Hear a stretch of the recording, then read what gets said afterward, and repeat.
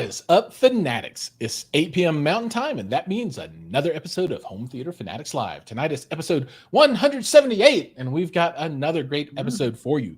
Joining us tonight, direct from Starke Sound, we've got Scott Deloche and Dan Wiggins. And these guys are awesome. I've known them for, I don't know, 2, 3, 4 years now, something like that time. I mean, maybe back when I had hair or something. I don't know. But welcome to the show, gentlemen. It's great to have you on. Thanks a lot for having us. We've been wanting to get on here and talk shop with you. So thanks for inviting us, Jiles. Yeah, absolutely. It's great to be had. Yes, it is good to be had. I think maybe we'll follow kind of the standard process that we have around here and go through some introductions first. So maybe you're Scott, you're on the top of my screen. So maybe we can start with Scott, a little background about yourself, and then Dan, a little bit about yourself. And then maybe you can tell people who Starke Sound is, right? What does the company do for the folks that are uninitiated? So Scott, take it away, man. Sure. I'm Scott Deloche. I'm the Chief Design Director for Starke Sound. I handle the industrial design. I also do the marketing and operations. I wear a lot of hats for the company. I'm one of the founding partners along with Dan. And by trade, I'm a licensed architect here in California. And that's kind of how I got into it, was designing home theaters for a lot of my clients, and kind of caught the bug doing that, and was interested in it and made some more inquiries, and was introduced to Dan through some of our other partners, and here we are. So that's me. Awesome. Dan. There you go. Dan Wiggins. I've been doing audio for about 35 years now. You've probably heard a lot of stuff designed for all kinds of big companies and small companies alike, from tiny one-man shops to Sonos and companies like that, all in between. Been the CTO, that's Chief Technical Officer for Starke Sound. So my job is to make sure all the engineering stuff goes right and that we build stuff correctly. And that's what I do. And like Scott mentioned, I met him years ago, and we both had a passion for what should be done and different ways of doing things. And well, now we're where we're at. That's awesome. And just to sidebar just a little bit. So Dan, as he mentioned, does a lot of stuff, right? And you're pretty prolific. And if you go to a hi-fi show, odds are maybe 50-50 chance you make it to a lot of them that you might see him there repping one of his other brands. And we're not going to talk about the other brands here, but if you ever want to meet Dan, there's a good chance that you can do that if you're at one of the bigger hi-fi shows that happen throughout the US. So kind of cool stuff there.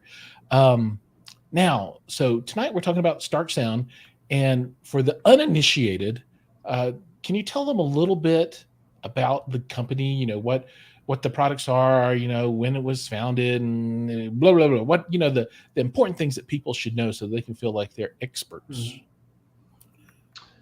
Yeah, you want me to field this one, Dan, initially? Sure, go for it. Yeah. So we're an audio manufacturer. We specialize in production of audio equipment, specifically for home theater. We also do 2-channel as well.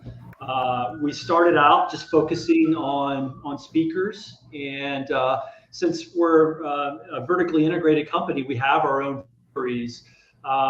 We decided that we were going to branch out, and we started doing amplifiers, and subs kind of came along with that as well. So we've kind of evolved.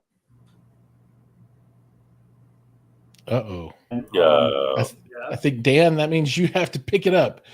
Oh, there's Scott. He's back. There's Scott. He's back. All right. So we got to the point of we sort of evolved.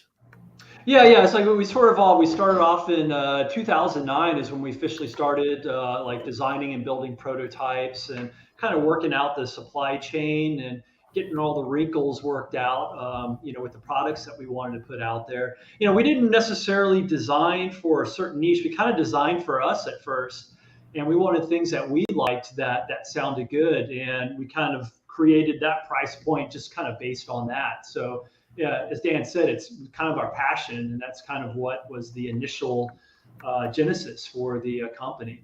And yeah, like I said, we've been around for over a decade, and now we're offering a full product range of speakers, amplifiers, and subs. That's awesome. And if you roll the clock back, I think you started out, kind of swimming in the channel in the dealer network, but now you guys have a direct sales channel in the USA that folks can look at. Is that correct?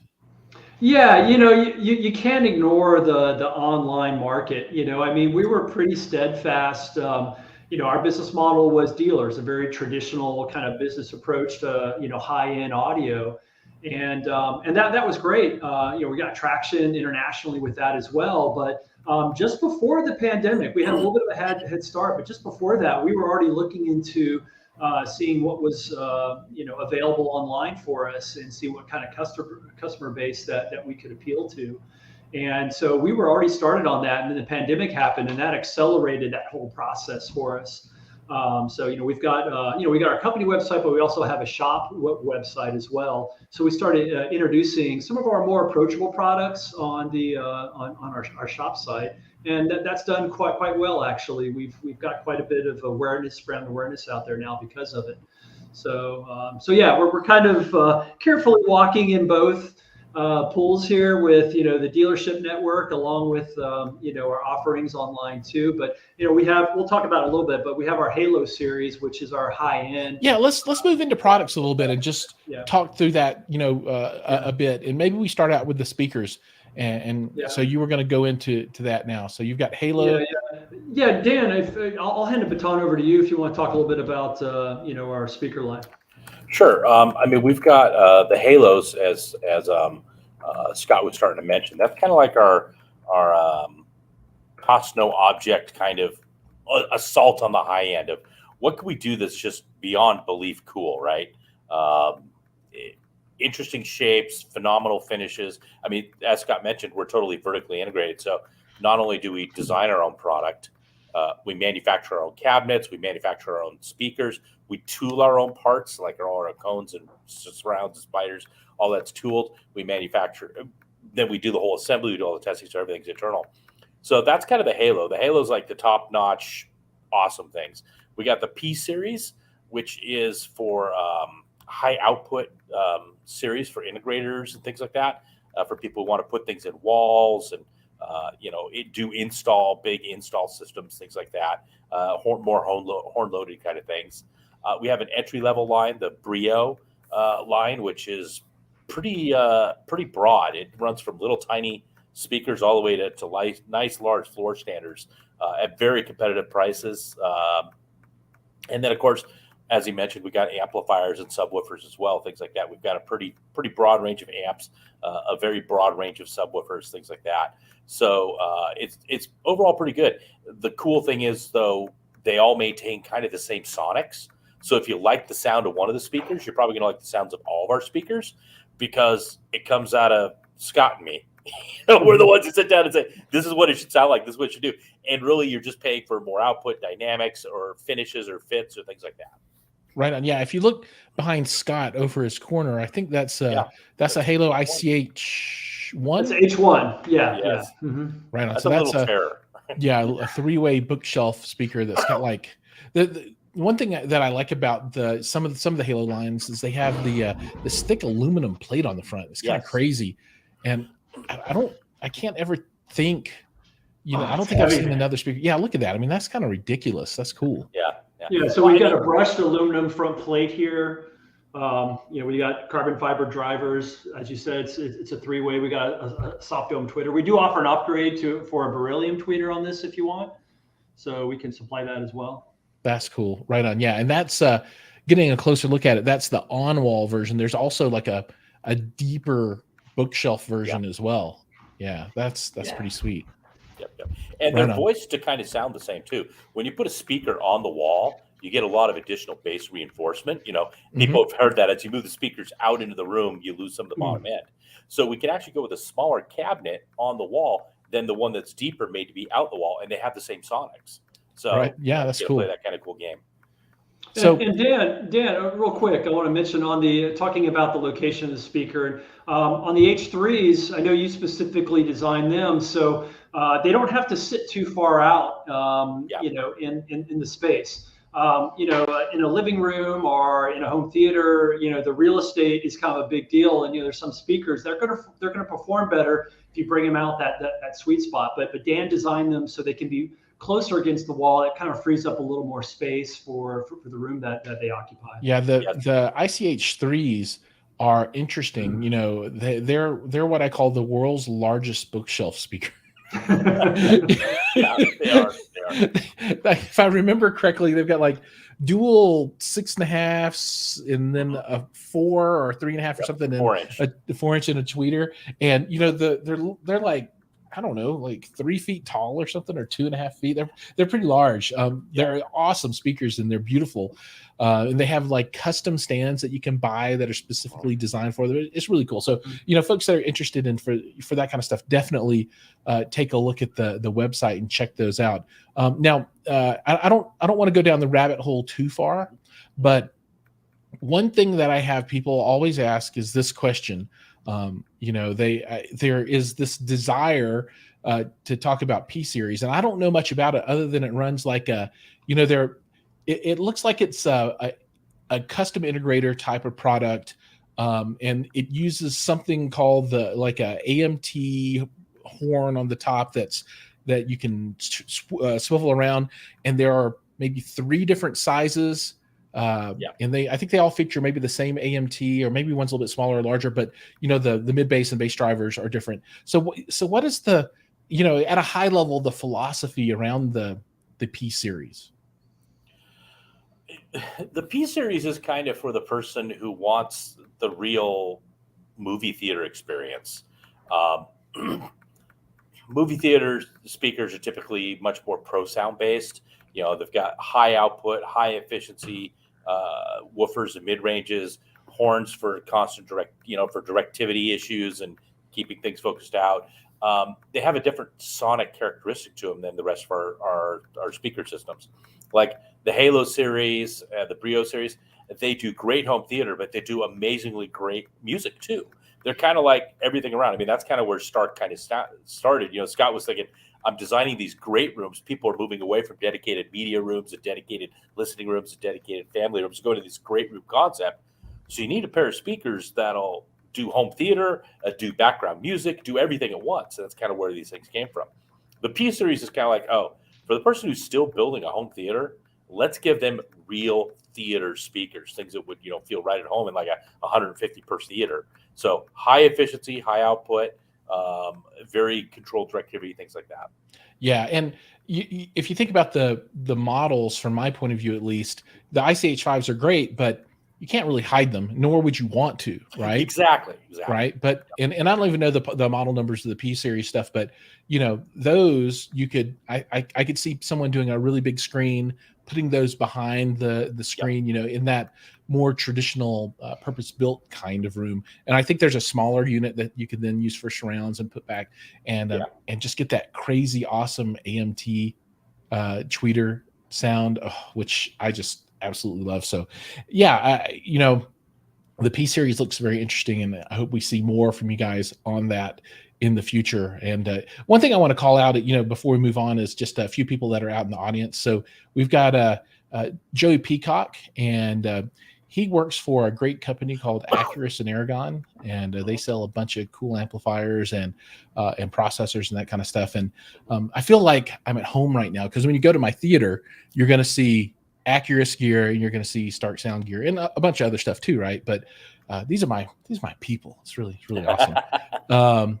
Say hi to Audio Acoustic Engineering. He's a fellow worker with me for the Home Entertainment Show, so we rep that a little bit in our spare time, and we're featured at the shows there. It's really good. Hi-Fi Haven's here with us, and he's another local Coloradian.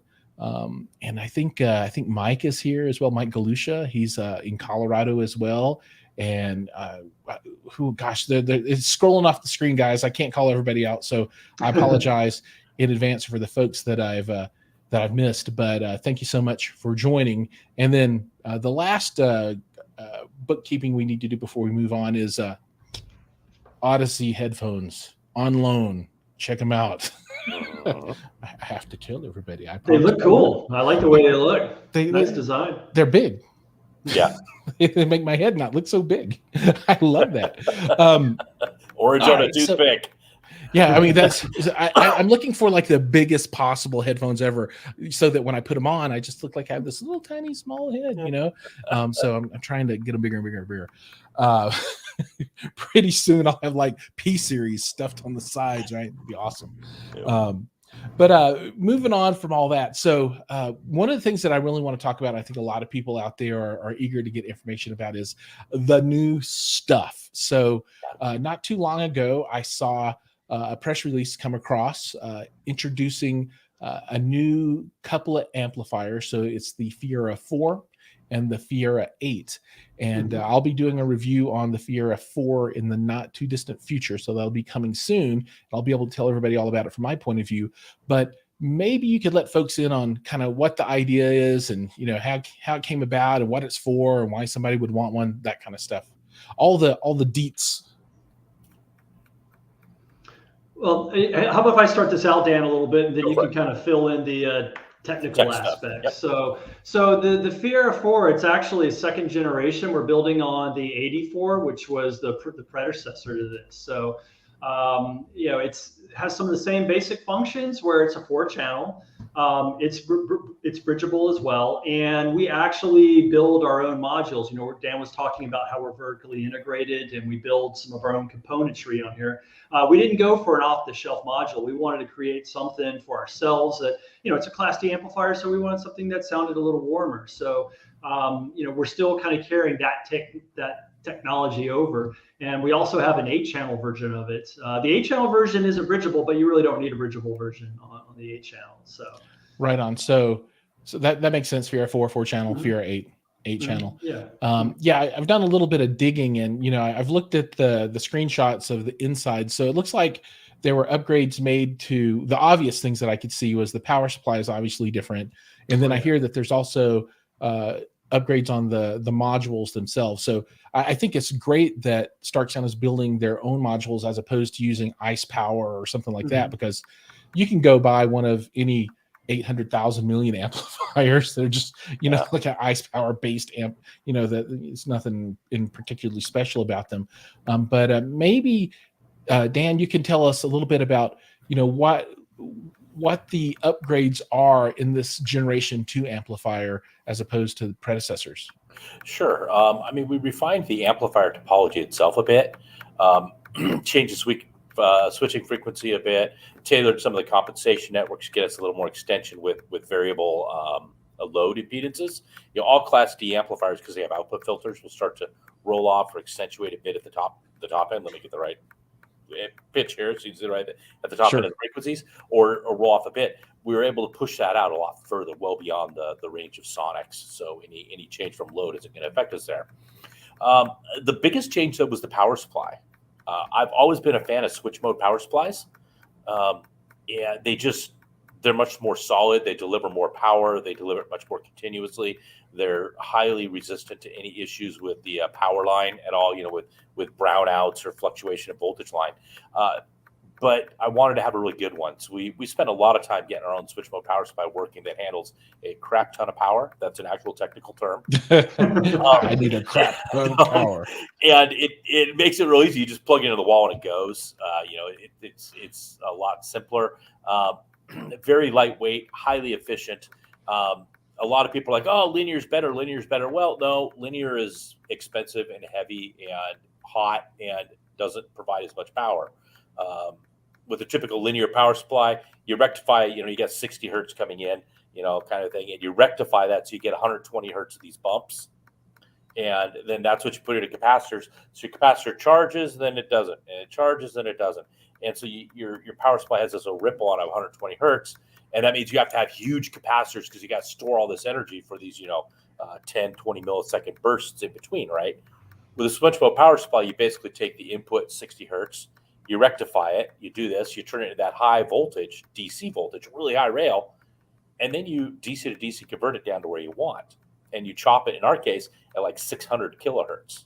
So instead of 120 times a second, we're doing 600,000 times a second.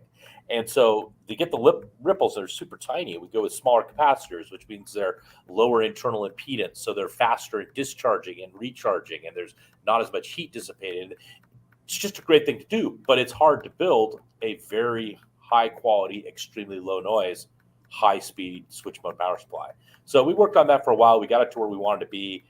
It results in a much better amplifier overall, better experience overall. The noise is lower, distortion is lower. It just works better. So that's what we went to.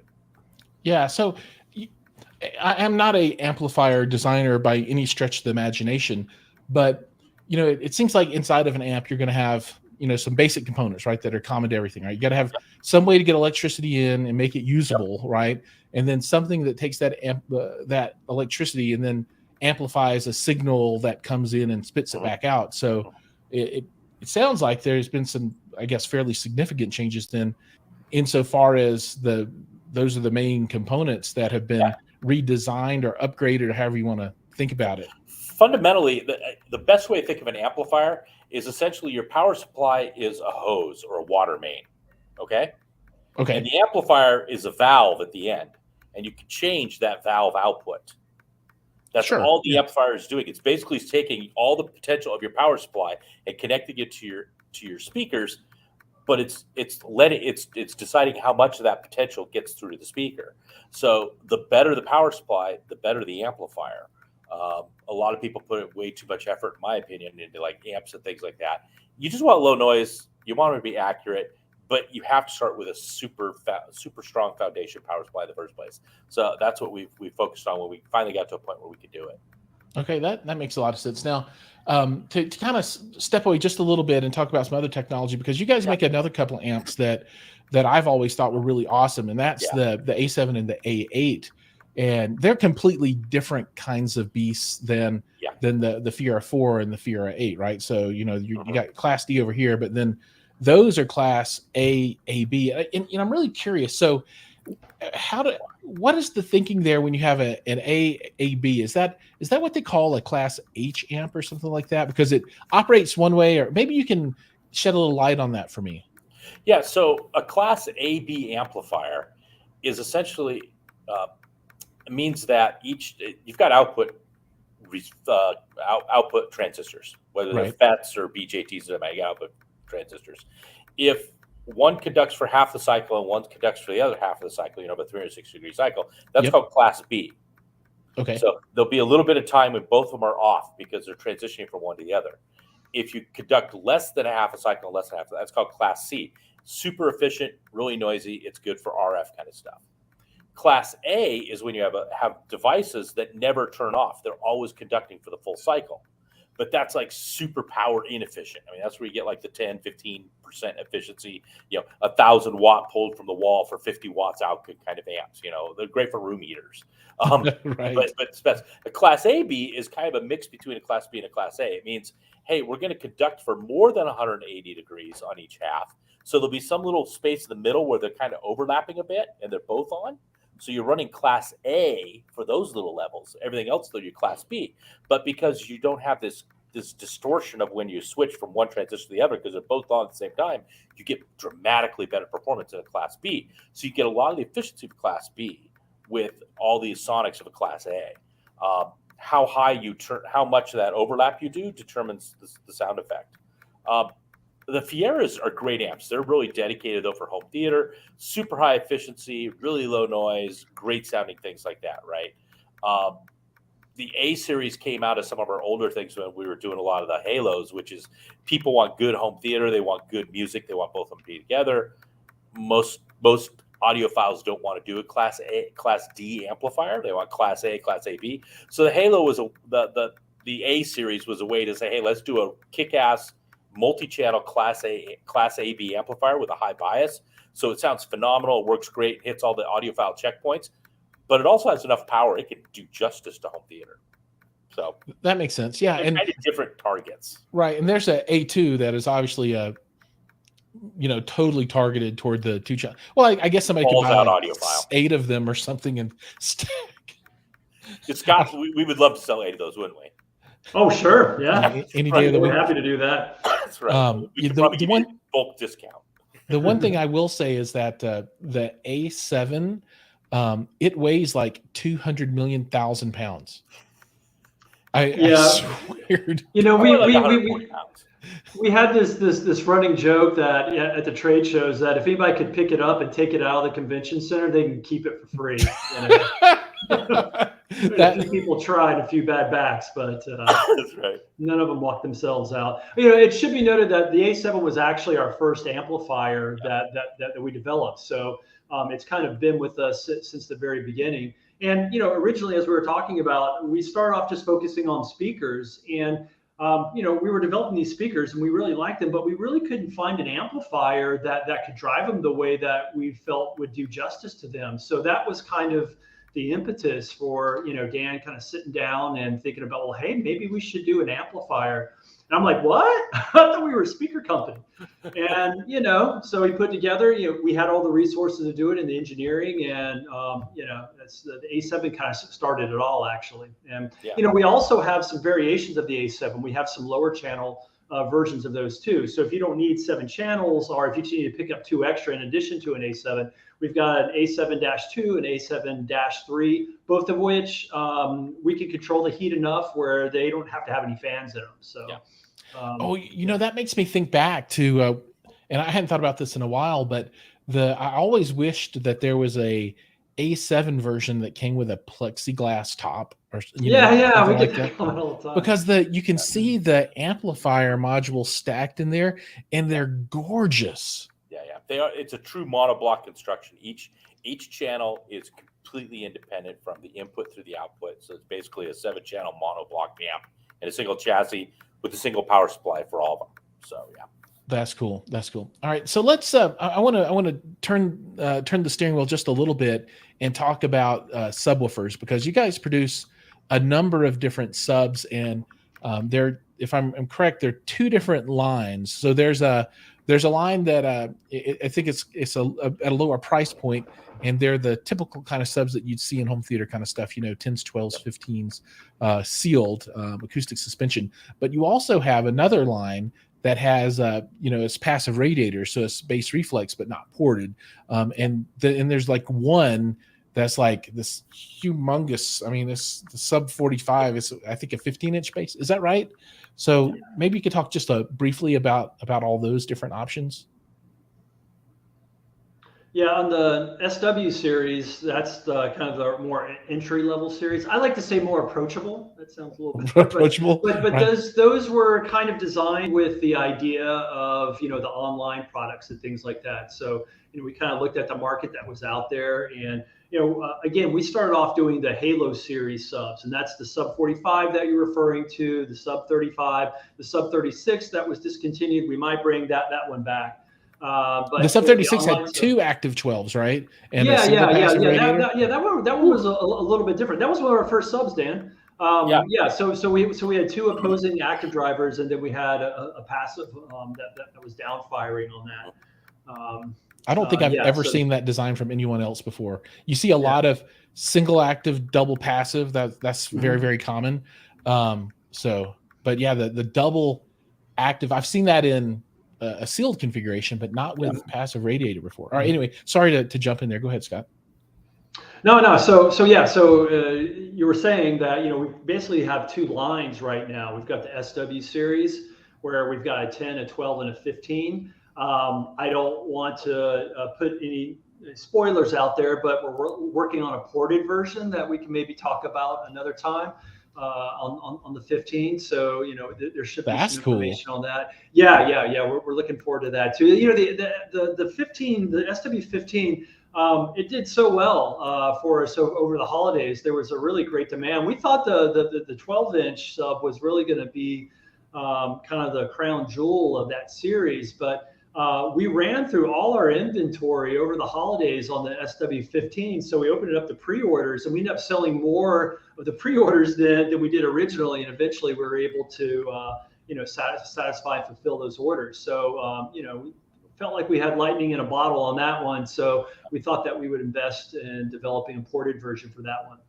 That's cool. You know, a lot of times online when I see people talking about subwoofers, you know, the most folks will go to, okay, I need one sub, so I need the most output that I can possibly get out of it, right? Because I can only afford one, and they go straight to ported, right?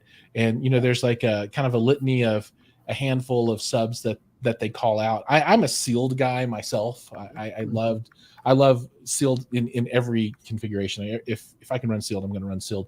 But it's good. I think that you have a product coming that'll address that market segment, because there's definitely a demand for that, for folks that want that particular technology for whatever you know, particular reason that they're looking for it. So you know, we're about half an hour in, so we're gonna shut her down here pretty soon.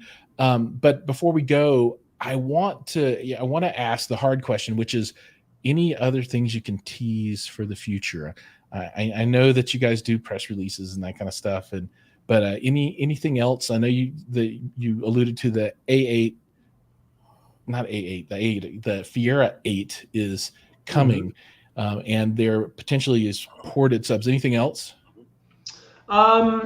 Let's see, Dan. I don't know if I want to let the cat out of the bag on this one too much, but yeah, there's another amp that we'll be releasing pretty soon. Right. We're going through the final stages of testing on that, but we're kind of getting together all our marketing materials for that. It's not a Class D amp, I can tell you that. What else can I tell you? It's going to be a multi-channel amplifier, of course. It's going to be powerful. No fans in this one, and yeah, I feel like if I say anything more, I'm going to give it all. Give away too much. But yeah, I mean, we should. There should be some information that'll be publicly accessible, probably within the next month or so. So awesome. Yeah. Cool. Well, you know, guys, thank you so much for coming on, talking about the company, talking about the products. Everybody's super excited. I've had a lot of people ask me since I posted up that you guys were going to be on there, like, oh, when is the Fiera4 coming? And blah, blah, blah. I'm like, it's here. It's on their website. So if folks want to make a purchase or get more information, where can they go? Well, they can go to, we've got two websites. We've got the shop starkesound.com. And that's where you can actually make a direct purchase there. Of course, we have the company website, and we've got pricing on there too, and links that'll take you back to the shop website that we have. But yeah, we've got some other participating partners that are going to be helping out with some of the promotions. So you'll be seeing more of that stuff coming out. So just doing a Google search on us and some of these products, you'll see some avenues to get more information and how to get one for yourself. Awesome. Great. Well, Dan, Scott, again, thank you so much for joining us tonight. Yeah, go ahead. John, I want to give a shout out to Joey. We've got an Accurus in our showroom, and I absolutely love it. We also have a Storm processor as well. That's great, but I like the Accurus better for myself because it's very intuitive. You know, it's a very linear kind of control. It's a touch screen. It's like using your phone. You know, it's a great price point, and we love it. We love it. So I just wanted to say thanks to Joey out there for putting out some good products. We really like it. Absolutely. Yeah, that's awesome. Yeah, no, and as everybody knows, I'm a huge Accurus fan, and I've been using a Muse, which is their 16-channel product for, oh gosh, maybe 3 years now, two and a half, something like that, and rock solid. You know, it can grow with you, and you get off of that AVR treadmill, right? So you put some money in, and then, oh, I need more channels, or I need this thing or that thing. You have to buy something completely new. Well, this thing, and their Act 4, which is a 20-channel model, you know, you can upgrade the HDMI boards, and there's firmware upgrades. You know, you can keep this thing for 10 years, right? I think they have some that are 5, 6, 7 years old still in production from their initial run way back in the day. So absolutely good stuff. And Joey says, boom, thanks. Yeah, no problem. Give credit where credit's due. Joey's like, checks in the mail, man. Thanks. All right, gentlemen. Thank you so much for hopping on with us tonight. Everybody out there, please go check out shop.starkesound.com and www.starkesound.com. If you have any questions, as always, send that stuff to me if you can't find another way, and I'll make sure they get answered one way or another. and I'll make sure that I can be the conduit for anything that needs to be distributed for information. All right. Take care, everybody. Hey, thanks a lot, See you in the Jiles. next I really video. appreciate it. Yeah. Take care. See ya. Have a good one. Bye.